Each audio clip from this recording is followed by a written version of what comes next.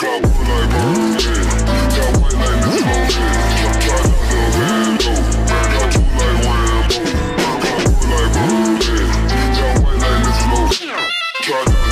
petit bilan sur la façon dont se sont constitués les États-Unis d'Amérique.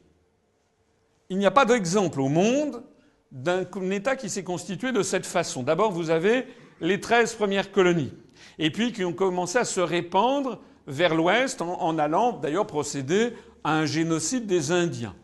Et puis conquérir donc des terres aux Indiens, se les partager, créer de nouveaux États, se répandre. Et puis ensuite, ils sont passés à une diplomatie de l'argent et du commerce. En 1803, les États-Unis achètent la Louisiane à la France. La Louisiane, ce n'est pas l'État de Louisiana qui est ici actuellement. La Louisiane, c'est tout ceci. Ça va jusqu'au Montana, jusqu'au Wyoming, le Colorado, etc. Tout ceci, toute cette part. C'est un épisode de notre histoire que je n'ai jamais appris, bien entendu, à nos concitoyens, notamment nos jeunes concitoyens. Il ne faut surtout jamais qu'ils aient l'impression qu'ils sont les héritiers d'un grand pays. Mais le Canada, une grande partie des États-Unis avait été découverte par des Français, par Cavelier de la Salle, et donc toutes ces terres immenses, à peu près un tiers du continent américain, du territoire américain continental, appartenait à la France. Donc Napoléon vend la Louisiane pour 20 millions de francs or au gouvernement américain. Il faut dire qu'il n'avait pas vraiment le choix, puisque Napoléon étant dans son blocus continental, eh bien, il ne pouvait pas aller protéger ses territoires. En réalité, d'ailleurs, aurait-il pu le faire qu'il n'y serait pas parvenu, parce que le problème, si les États-Unis auraient très bien pu devenir francophones.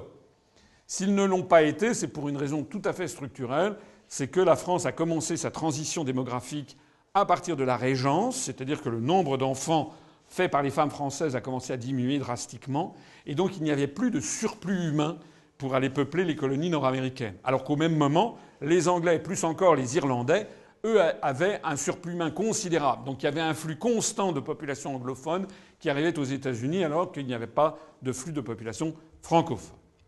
Donc les Américains achètent la Louisiane à la France en 1803. Ils vont acheter une partie de l'Arizona au Mexique en 1853.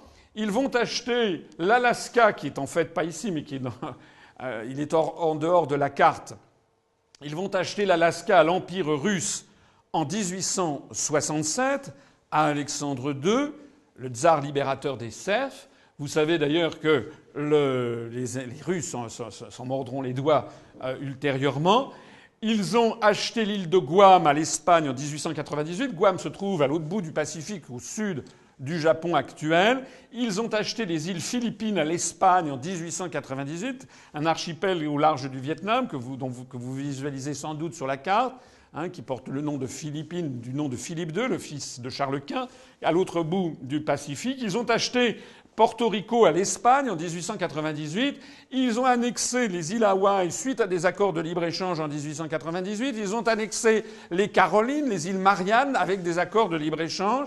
Ils ont acheté les îles Vierges au Danemark en 1917.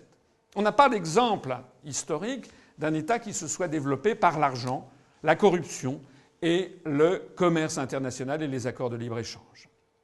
C'est très important ce que je dis là, parce que c'est ce qui est en train de nous arriver à nous. Puisque la construction européenne est un premier stade, le deuxième stade qui a commencé, même si personne n'est au courant, mais le Parlement européen l'a voté, c'est de passer au grand marché transatlantique, qui est le moment où les États-Unis vont mettre définitivement la main sur le continent européen. De la même façon.